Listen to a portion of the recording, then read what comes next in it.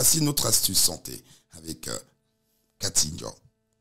L'Afrique se réveille.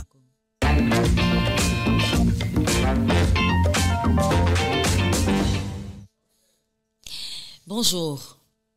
Le sucre, qu'on l'aime ou qu'on ne l'aime pas, c'est aussi un élément déterminant dans la santé humaine, comme le sel. Voilà. Le sucre, d'après une étude récente, a permis de constater que consommer trop de sucre aurait des effets néfastes sur la résistance à l'insuline. Alors, c'est quoi l'insuline? L'insuline est cette hormone-là qui permet au glucose d'entrer dans les cellules du corps et jouer un rôle réparateur.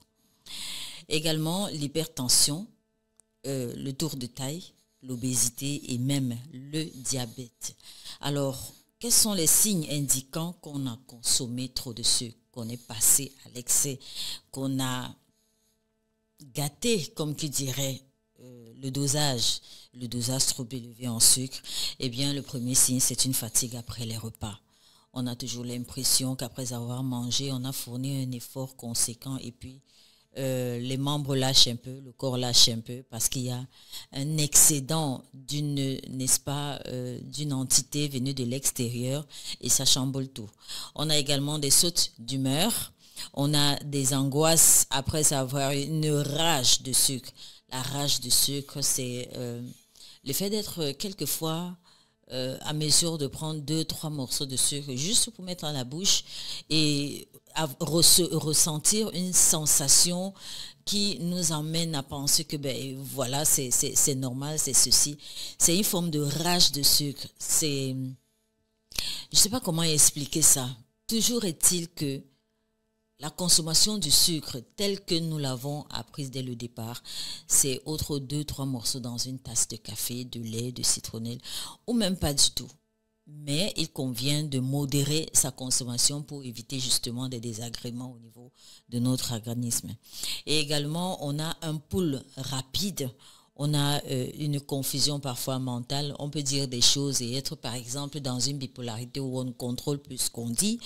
On a le surpoids androïde. Alors c'est quoi le surpoids androïde?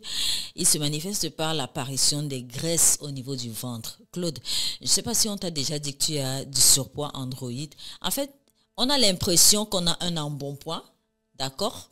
On a un embonpoint du fait que le ventre est là et du coup quand le ventre est là, on estime que non, on vit bien, on est voilà, que c'est pardonné, on peut se permettre une ou deux gâteries, on est d'accord. Mais non, en fait c'est un symptôme, c'est un signe annonciateur de ce que on a consommé excessivement du sucre. Alors, lorsqu'on est face donc à tous ces symptômes-là, comment faire pour nettoyer le sucre dans le sang, dans l'organisme? Naturellement, eh bien, ajoutez juste du vinaigre au repas riche en glucides. Voilà, juste du vinaigre. Et même, prenez également au besoin une tasse d'eau chaude. Je parlais des vertus de l'eau chaude ici il n'y a pas longtemps.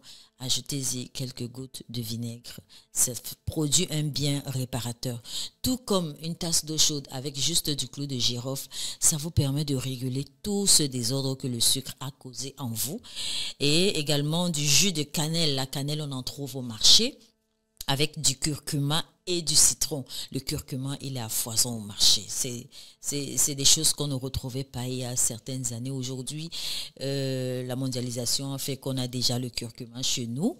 Alors, prendre du curcuma avec du citron et du jus de cannelle, je crois faire une infusion et puis prendre, n'est-ce pas, la mixture qui va avec, un peu chaude parce que la chaleur, elle brûle les toxines.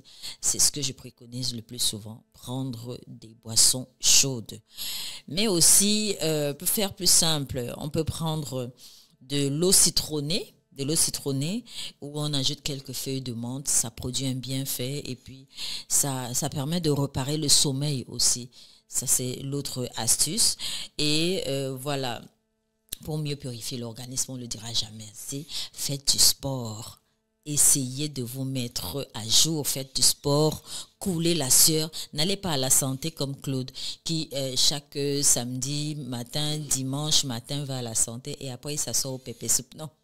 Quand on prend soin de sa santé, on fait du sport, on sécrète de la sueur et après on prend un fruit et puis c'est tout.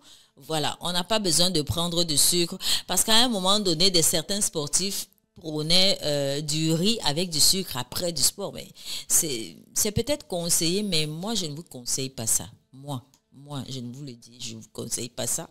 Maintenant, c'est selon vos goûts. Mais sinon, prendre beaucoup de fruits, beaucoup de fruits vous permet de réguler votre organisme et, n'est-ce pas, consommer le sucre de façon minimale, voilà, de façon pas excessive, voilà, juste ce qu'il faut, voilà, et puis